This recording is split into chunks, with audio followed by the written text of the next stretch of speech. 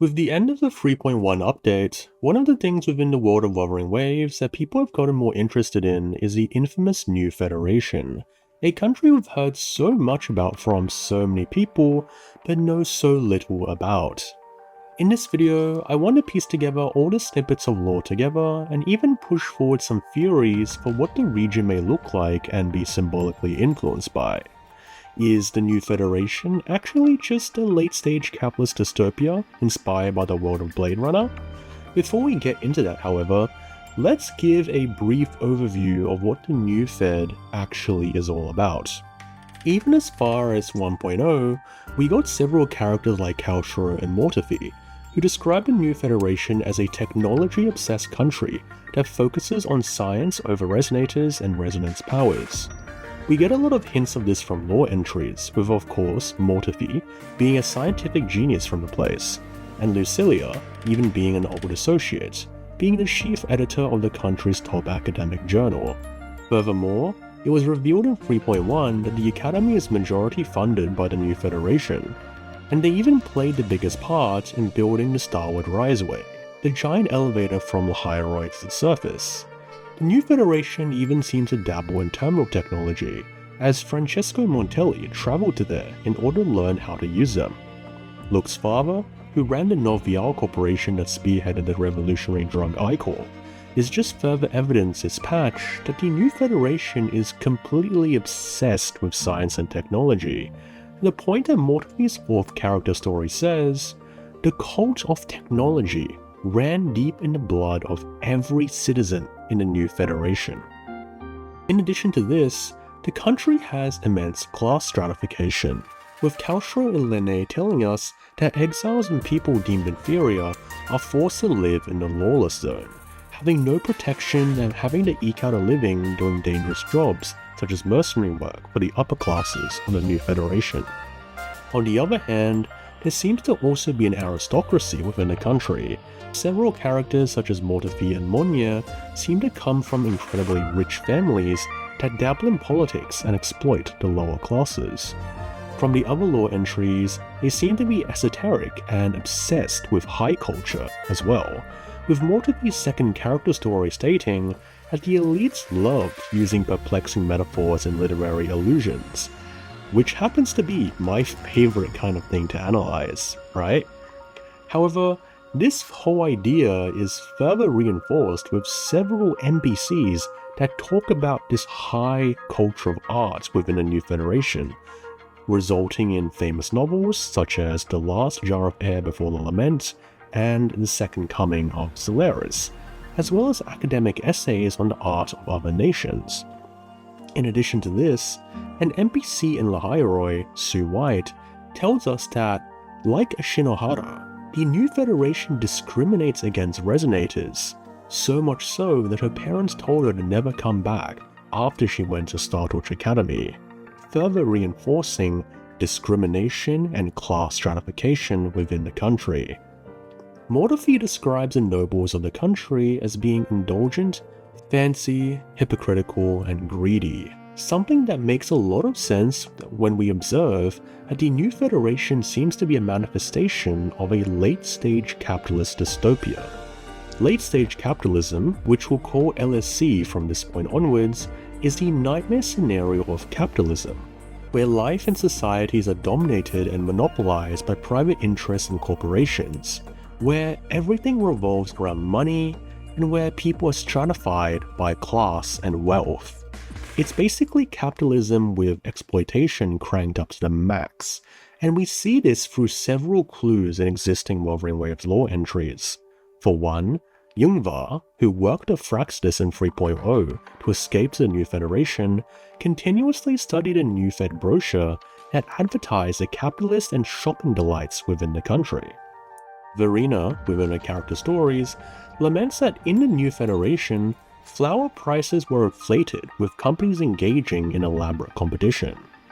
Even within the Black Shores, the shop NPC, Money, has a dialogue line where he describes that the New Federation has been aggressively buying up Renaissance companies, most likely in a bid to exploit the country from the shadows.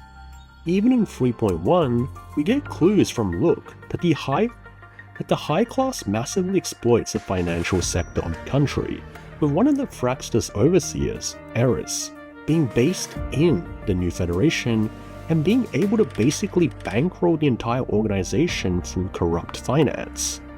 Look's trailer, with its showcasing of Lolo Logistics workers and the Fraxtus side by side, seems to be further evidence of this.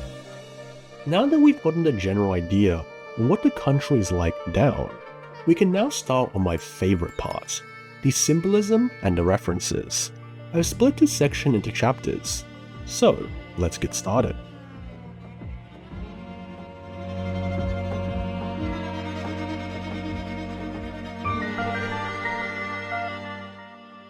Given all that we talked about with the New Federation, you may be seeing some similarities with the Blade Runner universe, if you are familiar with it.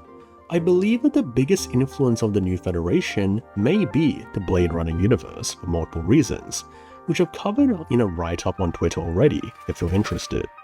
However, to begin, the two Blade Runner films, which are probably now more famous because of memes than the films themselves, are actually based on a famous novel by Philip Dick, called Do Androids Dream of Electric Sheep? This book and Blade Runner have been referenced on 4 separate occasions in Lahairoi already, which implies that Kuro is definitely aware of this work.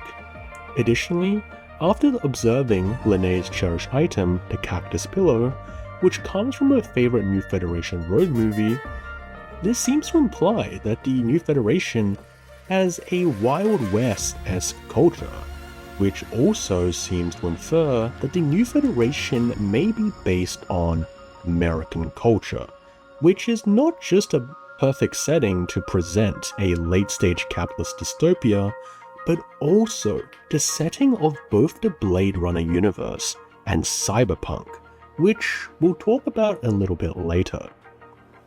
One thing you may remember from our earlier discussions is that the New Federation is a socially stratified society that discriminates against resonators. Blade Runner is actually very similar, both being a late capitalist dystopia dominated by corporations, but also a world dominated by a new form of humanity, being artificial humans called replicants.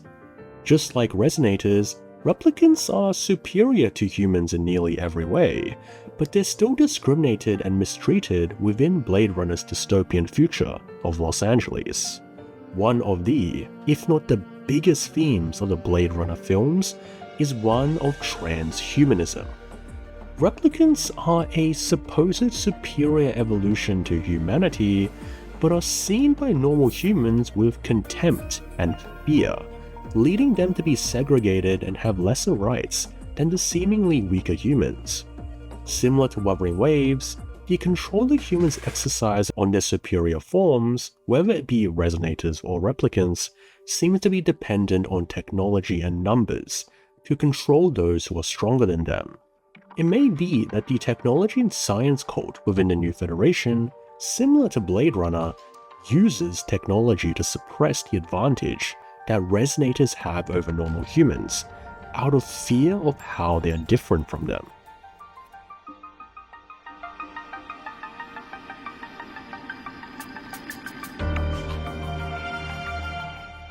Revealed all the way back in 2.x, one thing I've always been thinking about is that the Cyberpunk collab will be dropping in some kind of New Federation adjacent map or event, because considering Lahairoi, it's just not the kind of map and vibe that works with Cyberpunk.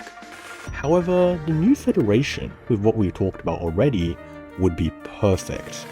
The world of Cyberpunk is another late-stage capitalist dystopia where everything is commercialized and controlled by corporations, and it's even set in California, the exact same as Blade Runner and Philip Dick's Do Androids Dream of Electric Sheep novel.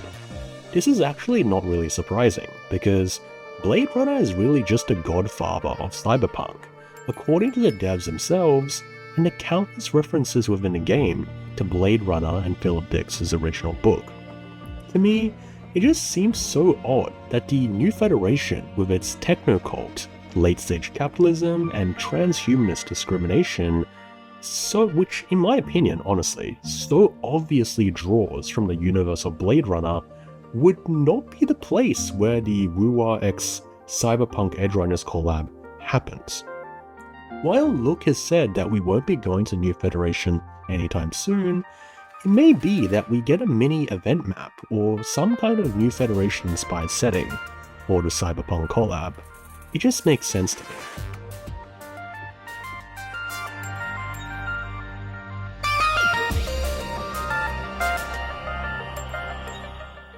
One of the big reveals about the New Federation in Star Torch Academy comes from an NPC, Galilei, who says that the country is exploiting its Sentinel.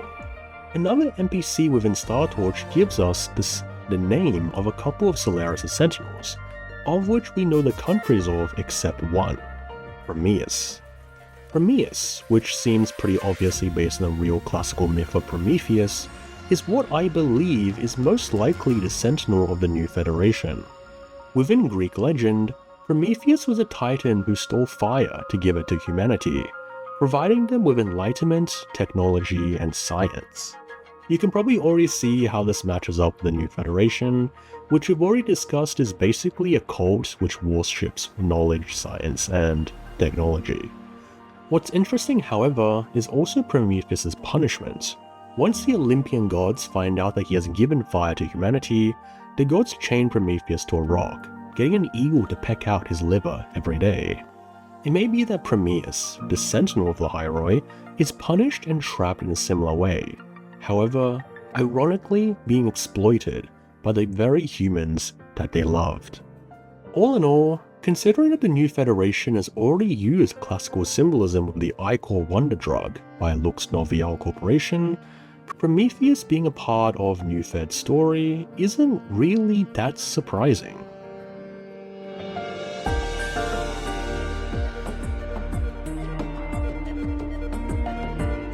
In addition to building the Starward Riseway, which has many space station-like technologies, the New Federation, according to Star Torch NPC Amazon, reveals to us something very critical: that the New Federation is in possession of lunar soil, which means that the country either inherited or in the past was able to go into space and visit the moon.